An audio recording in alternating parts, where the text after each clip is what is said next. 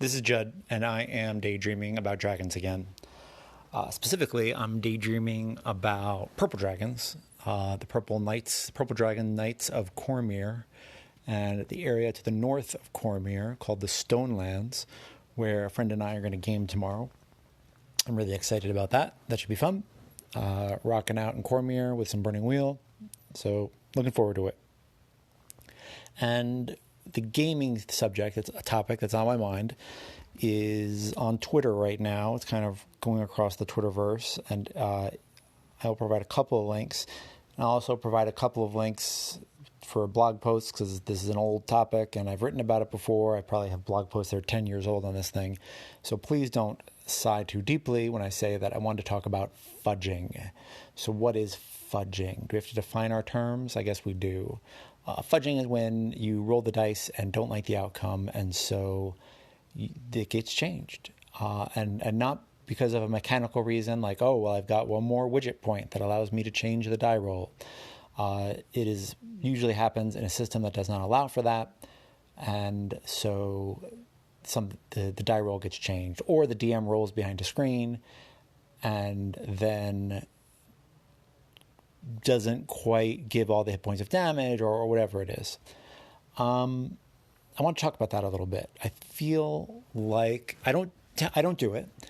And I want to talk about why I don't do it. And if you do it, I don't think you're a bad person. I don't think you're going to a Gygaxian hell or anything like that. A very common reason I hear people talk about fudging die rolls is because they want to preserve the story or they want to preserve the fun. And I want to dig into that a little bit because I feel like what fudging die rolls preserves is not the story. There's always a story. Story just comes out of RP role-playing games like exhaust comes out of a car. You can't help it. If you're playing what people call murder hobos who go around and kill goblins and shake their boots out until coppers come out and then go back and spend it on bigger swords, that's a story. That is, in fact, a tale. What you're preserving when you fudge die rolls is the story you were expecting. Okay? I want to dig into that more. You're starting a new campaign, let's say. You've got all the time in the world. Time is just stretching out before you, infinite. And you're starting at 0 level, a bunch of kids in a village. They're going to go take on the Barrow of the Ghoul King. Okay? The Barrow of the Ghoul King is right near these kids' village, and these kids have gotten together, cobbled together the stuff to go adventuring, and they're going to run away from home and go do this. And one of them is prophesied to be the chosen one, and another is struggling with a dark fate, and yet another is running away from home and wants to become a wizard, and all of these things. Okay, fantastic. They go into the Barrow of the Ghoul King, okay, in this cruel world where the DM does not fudge rolls, and they perish. Total party kill, right? That's a story. It's a cautionary tale, but it's a story. So let's talk about why that might not be fun. It could be argued that it's not fun because you can't continue. And I argue that you can continue. Matter of fact, I recommend you continue. I think it's interesting to continue. I think it's interesting to continue a story that is going in a totally different way than you had thought and continue in that world that you've worked hard to build up. Use that XP that the kids accrued in trying to plumb the depths of the Barrow King and make some first level characters. You know, make characters who are leveled up, who are experienced adventurers. We're going to go into that barrow and bring the kids' bodies home so they can be put to rest. And continue the adventure from there. That is interesting, right? That is interesting. What are those people going to do the first time they run into a bunch of kids who want to be adventurers? Are they going to tell them, kid, don't do it? Like, I've exhumed bodies from the Barrow of the Ghoul King. Like, you should not go adventuring. Or they're going to say, if you do it, be ready, be trained, be prepared. Not like these kids we fished out who were amateurs. I think if the total party kill is stressing you out, talk about it. Because I run a lot of games with very small groups, right? One player and a GM, two players and a GM. And if I'm really worried, hey guys, you might die here, I'll talk about that. I'll say, guys, I'm worried you might perish. It's on the table. And if you do, we're going to keep running in this great world we've been exploring together, and we'll just do it from a different angle, right? So if my friend Aaron, who is running a Lord of Cormyr in our Burning Wheel in the Forgotten Realms game, if he goes into the Stonelands and takes an arrow in the neck and perishes, I doubt we're going to want to stop playing. I think what we'll do is we'll find a different character or a different angle and say, let's play a different character in Cormyr who's having to deal with the fallout of the Northern Marshal perishing in the Stonelands. I think that's kind of cool. I think that's a cool adventure. I'd like to see that adventure. So find your angle and demystify the total party kill. Just take all the fangs out of it. Take all of the unfun fangs out of it and put fun fangs in it. Almost a tongue twister there. Put fun fangs in your total party kill. Make it so that if there's a total party kill, we've got options as players. Characters, not so much. Players, we've got options, right? What happens to a religion when their chosen one goes into a barrow and perishes? I think that is interesting. I want to see that. We can play this game together and experience what happens when a fantasy religion has a prophecy and they're sure they've got the right person. They've got their Messiah all cornered, and then that person gets stabbed in the throat by a kobold and perishes. I think that's a really interesting place to be.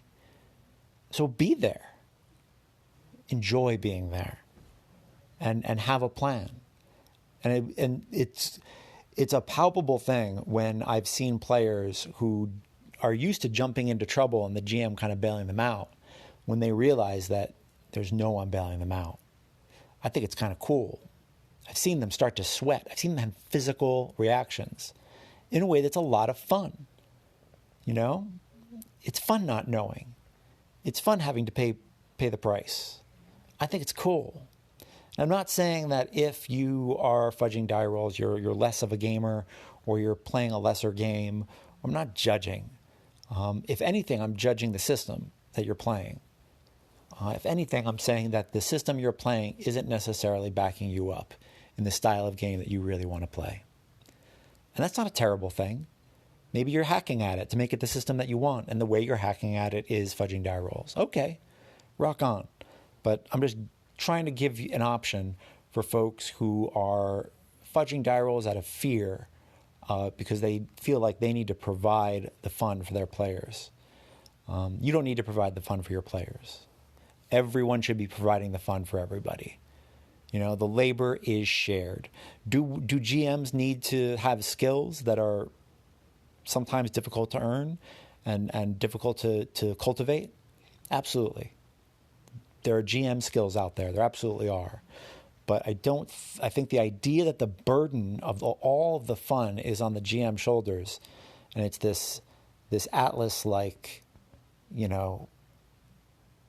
endeavor, I think that's an idea that we need to put in the waste bin together. The rubbish bin, the garbage can, whatever. Whatever your bin of choice is, where you put things. Compost.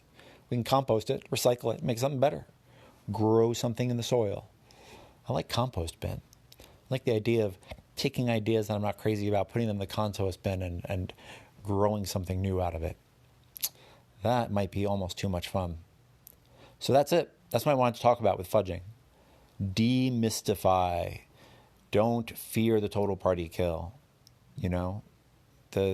If you've got this great campaign idea and it hinges on this one player character, and that player character dies, cool. Say, all right, what's the story now? What is going to happen? And I bet if you think about it hard enough and long enough, I bet it'll be pretty cool. you know, I bet that exciting things will come of it. Because someone being taken out of play very often can be a good reason to upend things, tip over the table, and an imbalanced world where things are a little wonky is usually a very exciting world. So don't shy away from it. Don't fear the Reaper. And let me know how fudging and death and all that, character death, not player death, that's a whole other segment. How character death and total party kills and fudging and all that. If you have any opinions on it, any thoughts on it, please let me know. All right. It is Inspiration Goat time.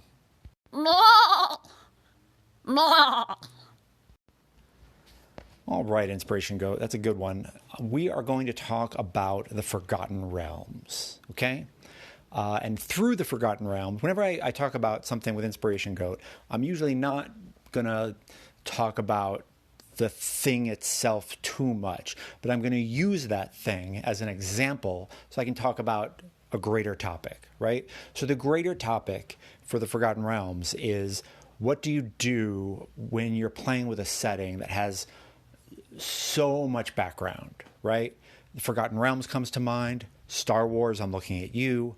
A Song of Ice and Fire, Game of Thrones is certainly getting there. What do you do? Marvel superheroes, DC superheroes, you're getting the idea. What do you do when you're playing with a setting and there's so much stuff in about it that it's almost overwhelming? That is what I want to kind of discuss.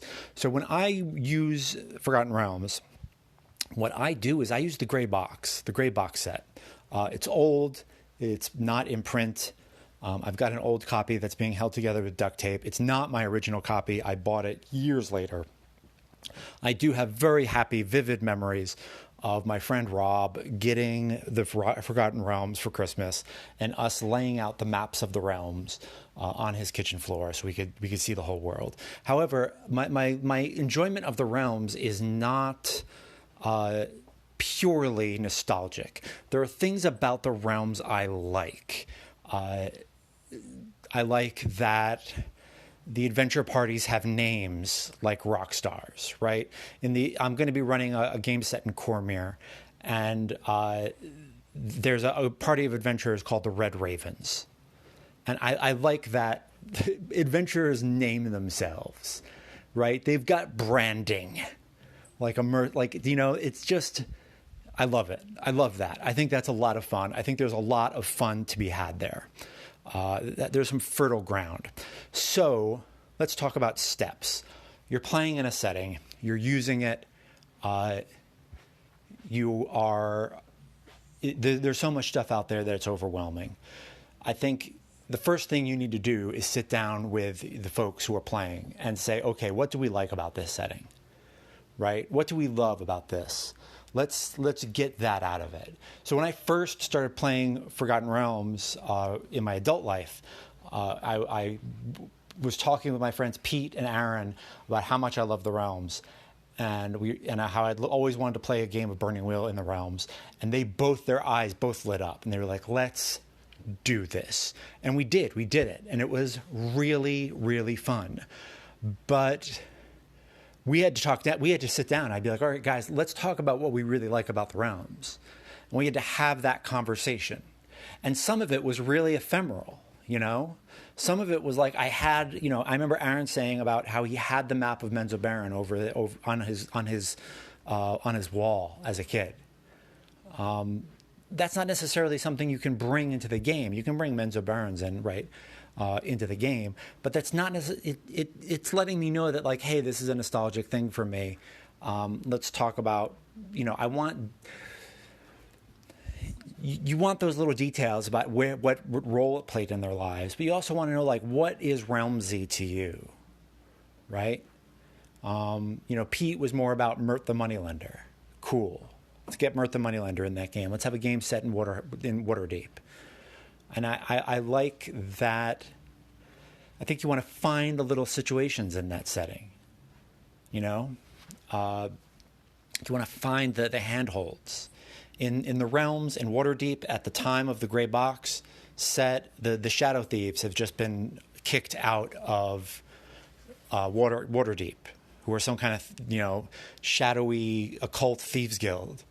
And there's a bit of a vacuum in the underworld, and it's being filled quickly by some newcomer who no one knows what it is, right? And of course, it's a beholder crime boss, which is in its own kind of awesome. So that's where we started. I was like, let's start there. There's a vacuum in the underworld of Waterdeep. Boom, go. And it was fun. It was a really fun thing to do. Find those little handholds. I ran a game with my dad, which was probably one of my favorite gaming experiences of my life. And we ran a game set in Westeros.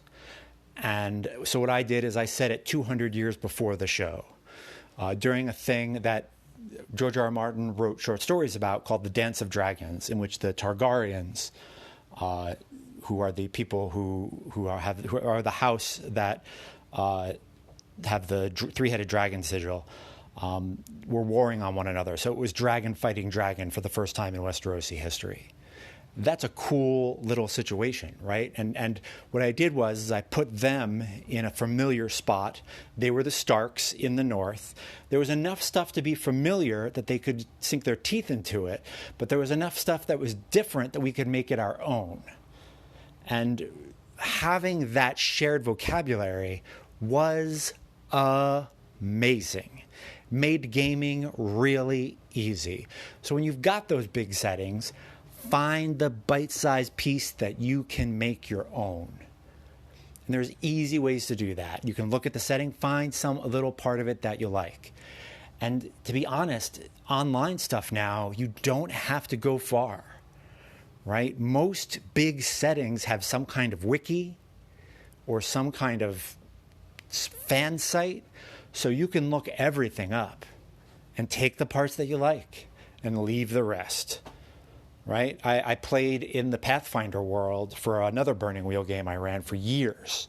We were using the Kingmaker adventure path as our starting point, and no one cared about the Pathfinder world. Right? None of these players cared about it. They couldn't care less. But what I would do is I would look at the Pathfinder wiki stuff, and I would take the parts out of it I liked as inspiration. And it made it really easy for me to make the world bigger than it was. Right? I could have letters from these foreign lords coming in as the characters grew in stature, and I could make a world. I could show that there's a world beyond these borders, and that was really fun. And so rather than get overwhelmed, be like, oh my God, I've got to memorize all this, I just took what I wanted. Okay, I ran a game of Marvel Heroic with a buddy of mine, and way back when it first came out. And is my buddy Aaron, actually, who I'm gaming with tomorrow. And I asked him, I was like, what's your background with superheroes? And he was like, I've only seen the movies. And I was like, cool, who do you want to play? And he's like, oh, I want to play Captain America. And I was like, at that point, Captain America, Winter Soldier wasn't even out yet. Civil War wasn't out yet. So I was like, great, it's Captain America. It's right after the first movie ended. We'll start the game right there. And it was really fun. So find your handholds, find the little parts that you can make your own, and make them your own. Don't worry about the novels. And I think that's where people run into trouble, is when there's somebody in the group who's really hung up on the lore. And it's like, yeah, I think you'd have to ask them to let it go a little bit, or ask them to run the game. Be like, hey, if you love the game that much, you run it.